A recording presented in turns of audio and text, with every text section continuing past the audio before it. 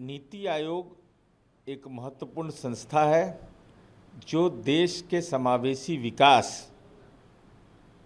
का मानक तय करता है। राज्य अपने हित के बारे में अपने सामाजिक और आर्थिक सवालों को मजबूती के साथ रखता है। तो नीति आयोग की बैठक में बिहार में के माननीय उप मुख्यमंत्री द्वय और बिहार को ये गौरव प्राप्त है कि जनता दल यू के पूर्व राष्ट्रीय अध्यक्ष माननीय ललन सिंह जी नीति आयोग की बैठक में भाग लेंगे, हमारे वरीय पदाधिकारी भाग लेंगे।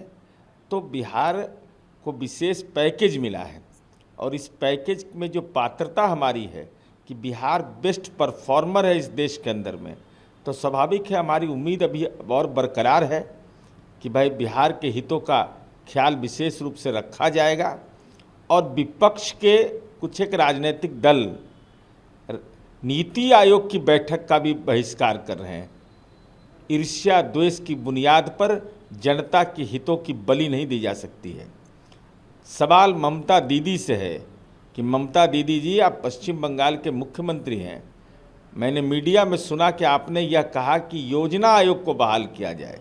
तो जब योजना आयोग कांग्रेस ने बनाया था तो उस कांग्रेस को तो आपने पश्चिम बंगाल में एक सीट देना भी मुनासिब नहीं समझा, राजनीतिक अपमान कर दिया।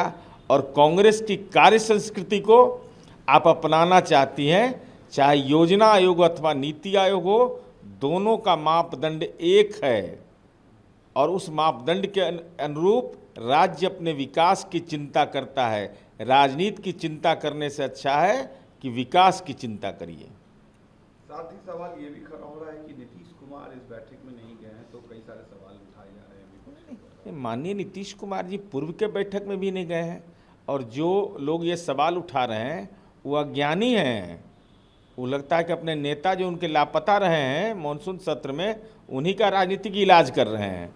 हमको स्मरण है कि राज्य के उप मुख्यमंत्री होने के नाते तेजस्वी यादव जी नीति आयोग की बैठक में भाग लिए हैं। लगता है कि दूरी बहुत बढ़ गई है। कल विधानसभा का आखिरी दिन था, कल भी तेजस्वी यादव पटना में रहने के बावजूद भी सदन में नहीं पहुंचे। देखिए माननीय तेजस्वी यादव जी, आप राज्य के संवैधानिक पद पर विपक्ष के नेता हैं। राजनैतिक रूप से गुमशुदा होने से सवालिया निशान के घेरे में आ गए और आपका यह दावा है कि हम जनता के दिल में हैं। तो 4 लोकसभा की सीट आपको आई, तो जनता के दिल का दावा खारिज हो गया। सवाल यह उठता है कि ये बताने में क्या परेशानी है कि आप लंदन स्कूल ऑफ इकोनॉमिक्स में लेक्चर दे रहे थे, या आप मिलिट्री अस्पताल में इलाज करा रहे थे, या राष्ट्रीय सुरक्षा के लिए ट्रेनिंग ले रहे थे, या मैनेजमेंट की कहीं पढ़ाई कर रहे थे, पॉलिटिकल मैनेजमेंट की पढ़ाई कर रहे थे। आकाश में थे, पाताल में थे, थाईलैंड में थे, अमेरिका में थे, इंग्लैंड में थे, कहाँ थे? पासपोर्ट में आपको कोर्ट से अनुमति लिया होगा। तो इस सब बात को साझा करना चाहिए कि हमने कोर्ट से अनुमति लेकर के इन देशों का दौरा किया। और आपके साथ कौन कौन थे, यह भी चिंता है लोगों को। इन तमाम चिंता से अपने विधायकों को भी बताइए और बिहार की जनता को भी बताइए, चूँकि राजकोष के खजाने का पैसा वेतन और भत्ता के मद में लेते हैं। 30 जुलाई को आम आदमी पार्टी जंतर मंतर पर प्रदर्शन करने वाली है। इंडिया अलायंस को भी बुलाया गया है। जिस तरीके से अरविंद केजरीवाल जेल में है, आप राजनीति को लेकर? देखिए माननीय अरविंद केजरीवाल जी इस देश की राजनीति के ऐसे व्यक्ति हैं। हेमंत सोरेन जेल जाने के बाद इस्तीफा दे देते हैं, लालू प्रसाद जी जेल जाने के बाद राबड़ी देवी को मुख्यमंत्री बना देते हैं, लेकिन अरविंद केजरीवाल जी जेल से ही सरकार चला रहे हैं। डॉक्टर भीमराव अंबेडकर के संविधान की मूल आत्मा पर ही सीधा हमला किया। अब ऐसे लोगों के साथ इंडी गठबंधन के लोग अगर शामिल होंगे तो यह तो मानक तय हो जाएगा कि आप भी जेल से रह करके सरकार चलाने की योजना बना रहे हैं।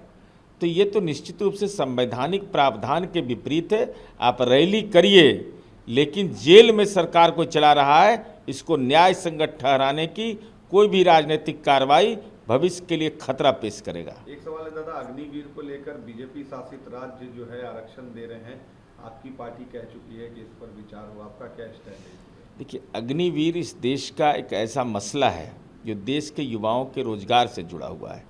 हम लोगों ने साफ तौर पर कहा है कि ऐसे मसले पर गंभीरतापूर्वक विचार करना चाहिए, जिससे कि नई पीढ़ी को रोजगार के बेहतर अवसर मिले, सुरक्षा और संरक्षण मिले और हमारी उम्मीद है इस विकसित भारत को बनाना, पुरुषार्थ वाले भारत को बनाना, इसमें देश के सैन्य बल का योगदान है।